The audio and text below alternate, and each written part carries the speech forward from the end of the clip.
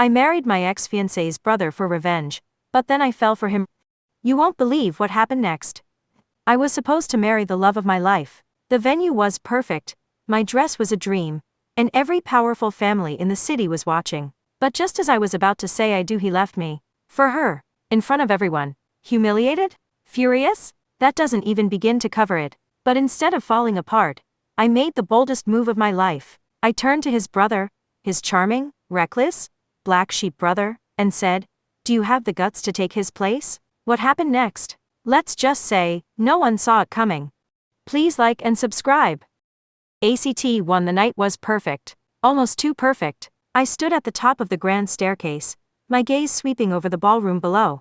Crystal chandeliers cast golden light over the elite of high society, their laughter and clinking glasses a symphony of wealth and power. I was used to these events, tailored smiles, whispered negotiations, strategic alliances sealed with champagne toasts. Tomorrow, I would become Celeste Vance, fiancé to Lucian Vance, heir to the Vance Corporation. It was the perfect match, an empire-building move orchestrated by our families. I had spent years shaping myself into the ideal partner for him, composed, intelligent, untouchable. And then she arrived. Ava Sinclair. My fingers tightened around the stem of my champagne flute as the room seemed to hush, heads turning toward the woman who was supposed to be halfway across the world, too sick to ever return. But there she was, healthy, radiant, wrapped in a scandalous red dress that screamed confidence. Lucian's first love. The one who was supposed to be out of the picture. I felt the first stirrings of unease in my chest, but I forced myself to stand taller, my lips curving into a cool smile as she walked toward me.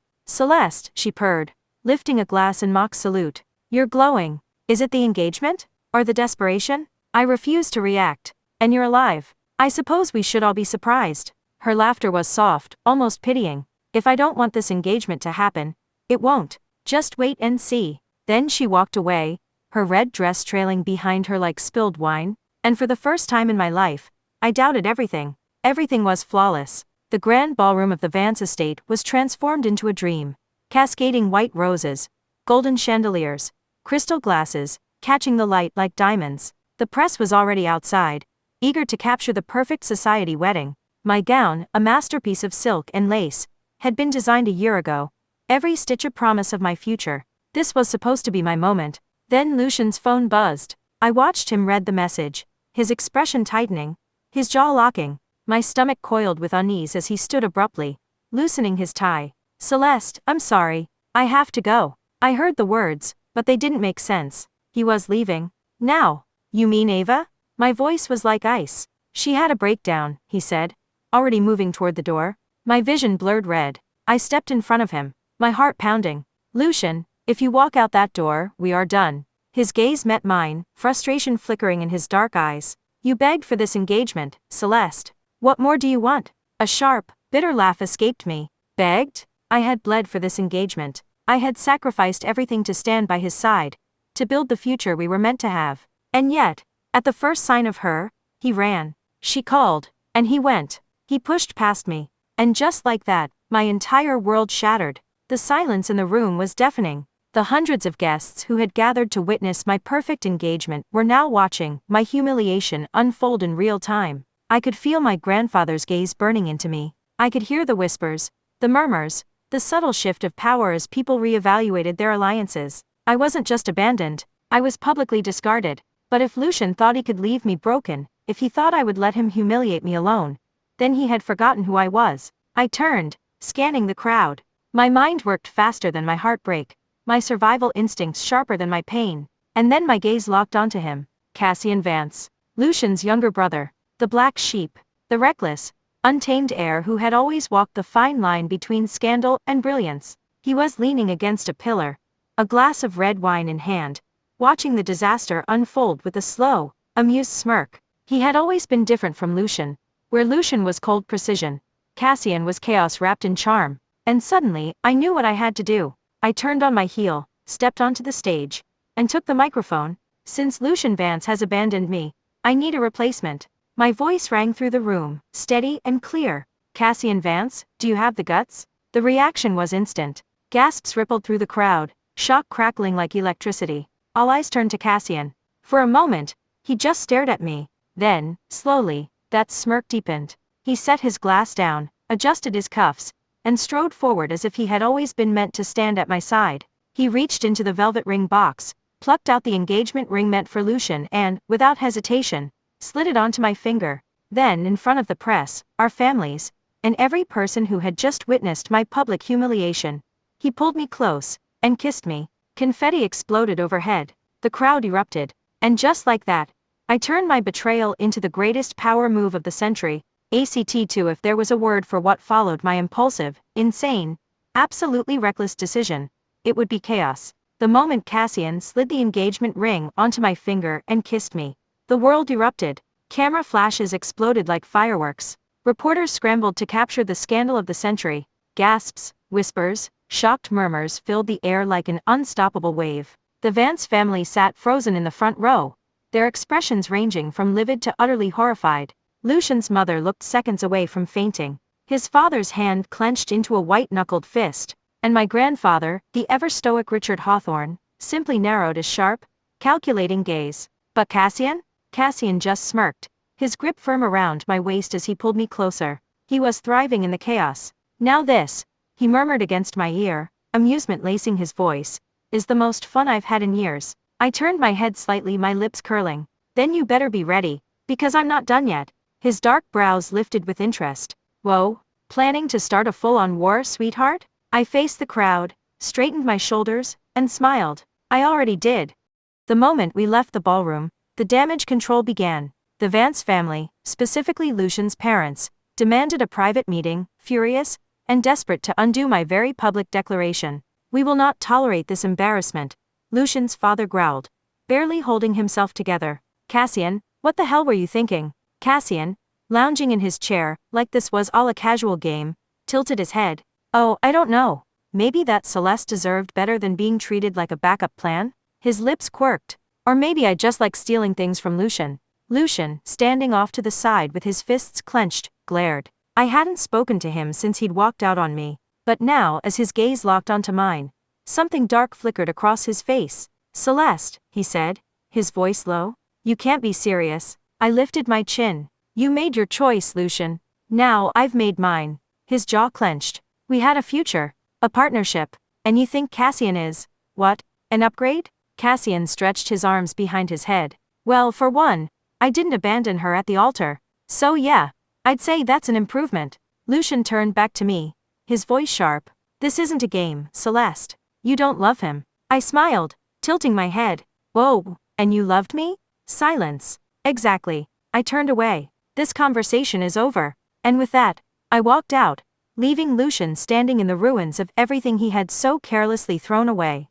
That night, Cassian and I met privately, not as a couple, not as two people swept up in some whirlwind romance, but as two strategists, fully aware that our spontaneous engagement had turned us into the most powerful and dangerous pair in the room. We sat in his penthouse, overlooking the city skyline, 2 glasses of whiskey between us. You really committed to the role tonight, Vance, I murmured, swirling my drink. Cassian smirked. You, too, future Mrs. Vance. I rolled my eyes. Let's get one thing straight, this isn't real. He leaned forward, resting his arms on the table. Whoa, I know, but it doesn't mean we can't use it. I met his gaze. I need your help. His brows lifted in mock surprise. Already asking favors? You really do move fast, sweetheart. I ignored his teasing. Lucian was supposed to handle the Vance Corporation's expansion into international markets. That deal still needs to happen, and now that he's out of the picture, I want you to take his place. Cassian's expression shifted, sharp, thoughtful.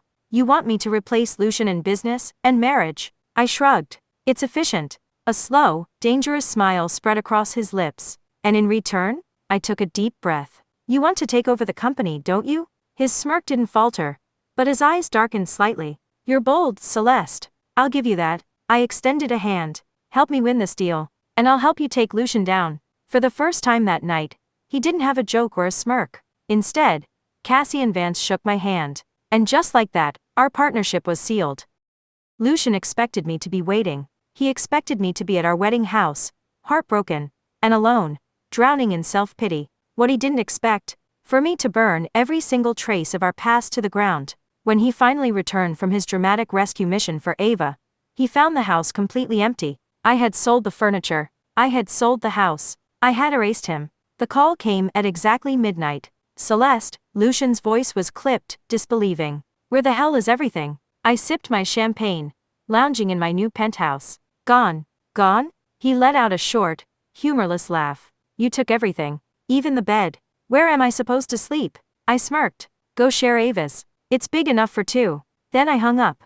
Cassian was infuriating. And reckless. And arrogant. And far too charming for his own good. But for the first time in years, I felt free. He had a way of pulling me into the unexpected, dragging me to places I'd never let myself go, making me question if I had ever really been living before. You spent years crying over Lucian, he said one night as we stood on the deck of a private yacht, city lights twinkling in the distance. Did you ever stop to think about what you actually wanted? I opened my mouth, to argue, to deny, but nothing came out, because for the first time, I didn't know the answer. I had spent my entire life chasing perfection, chasing security, chasing him. And now I was standing beside the man I was supposed to hate, and I had never felt more alive. ACT3 Lucian thought he could erase me. After weeks of ignoring my existence, after trying to bury the scandal of my engagement to Cassian under empty press statements, he assumed I would disappear, that I would be nothing more than a bitter footnote in his life. He was wrong. Because when the Vance Corporation announced a new business deal, one that should have had Lucian sitting at the negotiation table, I walked in, wearing power red heels, my engagement ring gleaming, and made my move. I strode through the gleaming glass doors of Vance International, like I owned the place, my heels clicking against the marble floor, my presence an unspoken warning.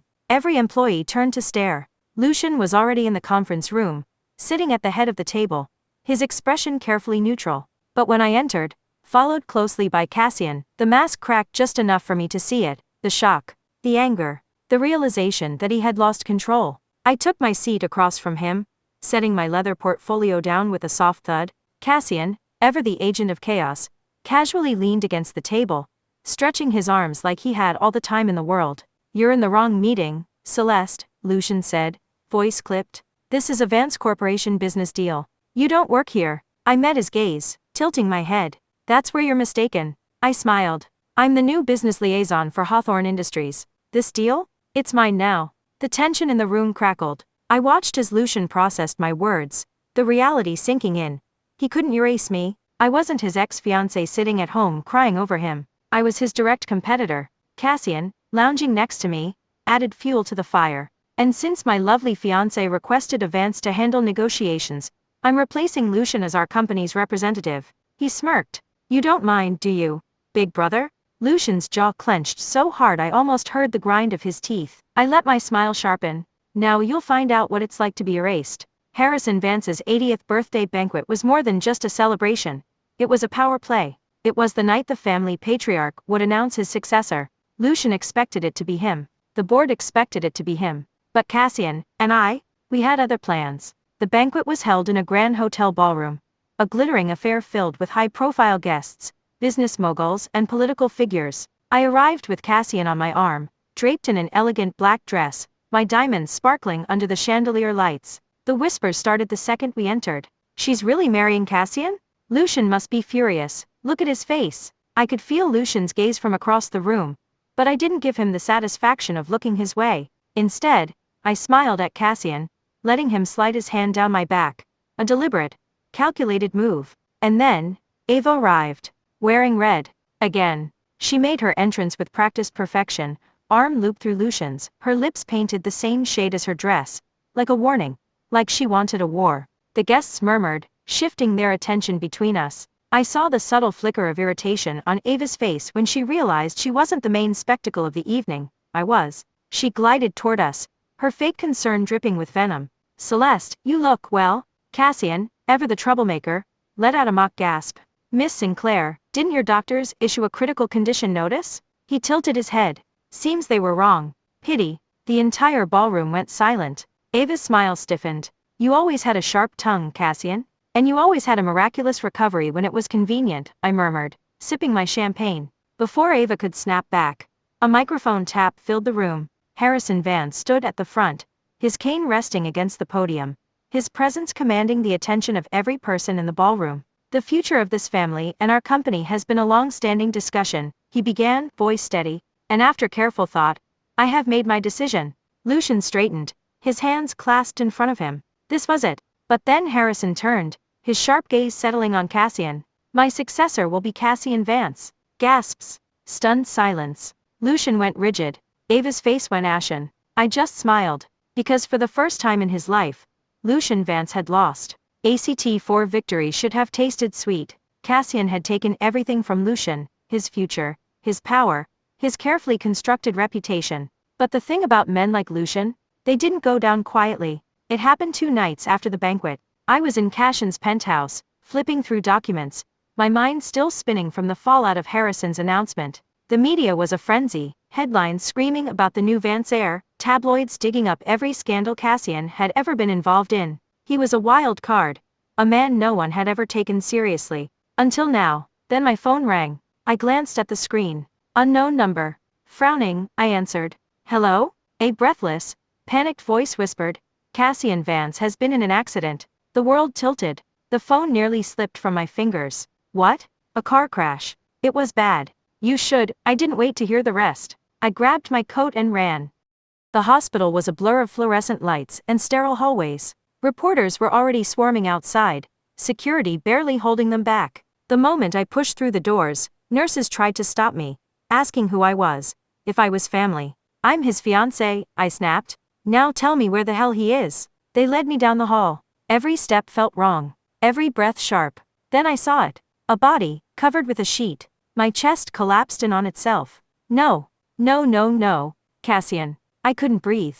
My legs gave out, my knees hitting the floor as a strangled sound escaped my throat. But then, a familiar voice, amused, behind me. Who are you crying for? If it's your ex, I might get jealous. I froze. Slowly, I turned. And there he was, Cassian. Standing, very much alive. My brain short-circuited.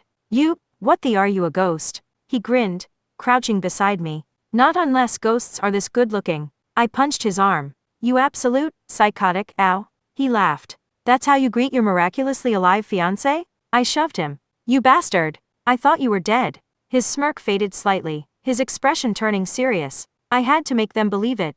Celeste. I blinked. What? Cassian leaned in. Lucian and my father orchestrated the crash. His voice dropped to a lethal whisper. They were trying to kill me. My heart stopped. They cut the brakes, he continued, voice like ice. But I had someone watching them. I switched cars last minute. The one that crashed was empty. I sucked in a sharp breath. You faked your death, I whispered. His eyes burned with something dangerous. I wanted to see what they'd do next. A slow, horrifying realization settled in my gut. They think they won, I murmured. Cassian's smirk returned, sharp, deadly. And now, we let them think that, until it's time to destroy them. I exhaled, the fire in my veins matching his. I had wanted revenge before. Now, I wanted war. The trap was set. Lucian and his father thought Cassian was dead. They were already making moves, trying to regain control of the company. And I let them think they were winning. I played the grieving fiancé, wearing black, attending fake meetings about Cassian's legacy.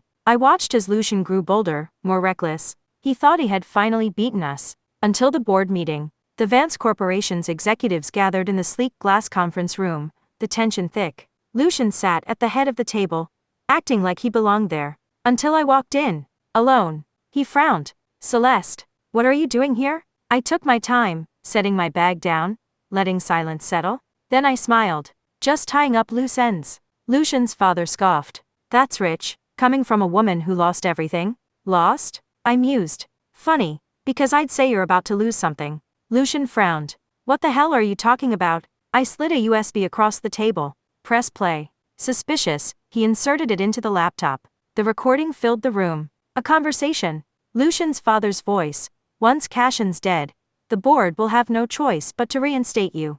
Lucian, and Celeste? She'll be too broken to fight back. She always was weak without me. Silence. Then the explosion. Board members murmured, horrified. Some stood, disgusted. Lucian's face went pale. This is fake. I leaned forward, voice like a blade. You tried to kill Cassian. You tried to erase me. And now, you're the one who's finished? The doors burst open. Security. And behind them, Cassian. Alive. Smirking. Ready to watch Lucian burn. Lucian snapped to his feet, stunned. No. You're dead. Cassian took his time walking in, his presence commanding. Disappointed, brother? Lucian's father tried to run, but it was too late. The police stormed in, handcuffs gleaming. Lucian and his father were arrested on conspiracy to commit murder. And just like that, everything they had built collapsed. Cassian turned to me. You did it, he murmured. I held his gaze. No, we did. And for the first time, the fight was over. A month later, at a lavish gala, Cassian extended his hand. Shall we dance? I raised a brow. Are you trying to be romantic, Vance? His lips curved. Depends. Is it working? I let him pull me into his arms. As the music swelled, he whispered, You remember our first dance? I did. Years ago, when Lucian ignored me for Ava, Cassian had stepped in. That was the moment I knew, he murmured. I tilted my head. Knew what? His fingers tightened around mine. That if you ever turned around, he leaned in. I'd be there, waiting. And as I kissed him, I knew, this wasn't about revenge anymore. It was about us. About love. About a future that was finally ours. The end.